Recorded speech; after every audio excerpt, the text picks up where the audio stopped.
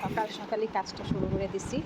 9টা মানে আমার কাছে অনেক, ধরার আগে ভেঙে যাচ্ছে, একটু পড়েও গেছে।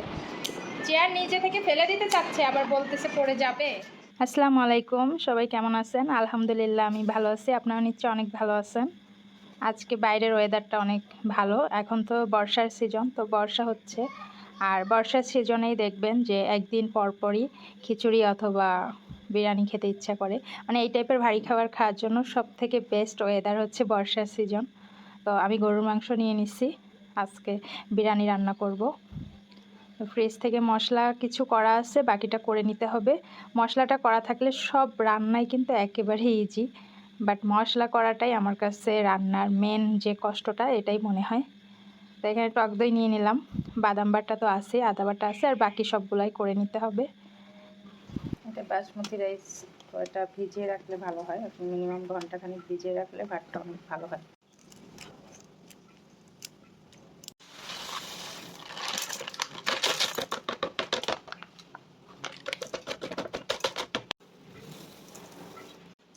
যে চালটা ভেজাই রাখছি, আর এখন মাংস রেডি করে নিব, তারপর রান্না করবো। এদিকে আমি এখন ব্রাশ করি নাই, ব্রাশ করতে হবে।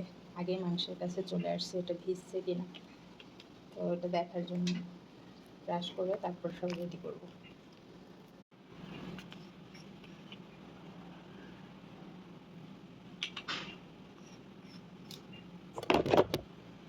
চালটা ভিজে গেছে একেবারে,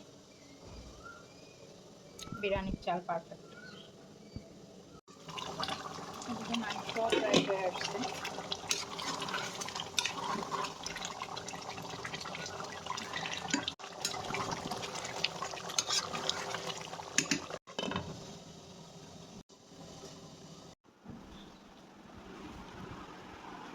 ঘুমের অবস্থা দেখেন, এইটার পা ওইটার দিকে।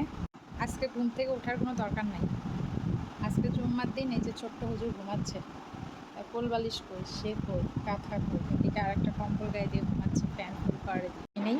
অনেক সকাল সকালই কাজটা শুরু করে দিছি। 9টা মানে আমার কাছে অনেক সকাল। ওয়াও, বাসমতি রাইস দিয়ে বিফ বিরিয়ানি। বৃষ্টি আসতেছে এখন, এই যে সেচ আসতেছে, জানলা লাগাই দিলাম, প্রচুর বৃষ্টি। এদিকে আমি গোসল করে রেডি, এখন হচ্ছে গিয়ে বিরিয়ানি রিভিউ দিব। ওয়াও, বিসমিল্লাহ।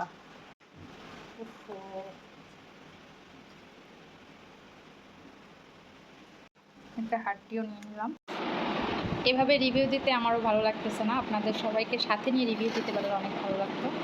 তো যাই হোক, মাংসটা একেবারে তুলতুলে হয়ে গেছে, নরম হয়েছে দেখেন, ধরার আগে ভেঙে যাচ্ছে, একটু পড়েও গেছে। এখন আমি লেবুটাও নিয়ে নিচ্ছি।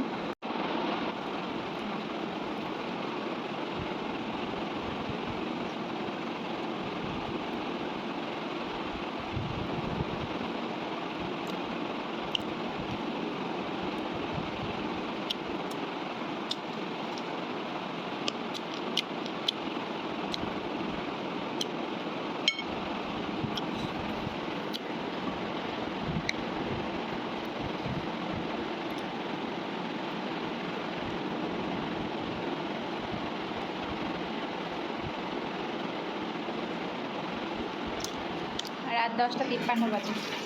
এখন এই শাক ভাজি করা হবে, তারপর খাওয়া হবে, তারপর ঘুম। ঘুম কখন হবে তার ঠিক নেই। এইমাত্রই আমরা বাজার করে নিয়ে আসছি, 10টা বেজে গেছিলো আনতে আনতে। এটা হচ্ছে কলমি শাক, তো ইদানিং কলমি শাকটা খুব পছন্দ করতেছে। বলো বলো, এটা শাক, এটা ঘাস না, এটা শাক। কি বলো? হ্যাঁ শাক, শাক আবার ঘাস দেবো না, একেবারে তরতাজা শাক। হ্যাঁ হ্যাঁ, পড়ে যাবে তো, চেয়ার পড়ে যাবে। চেয়ার নিচে থেকে ফেলে দিতে চাচ্ছে, আবার বলতেছে পড়ে যাবে।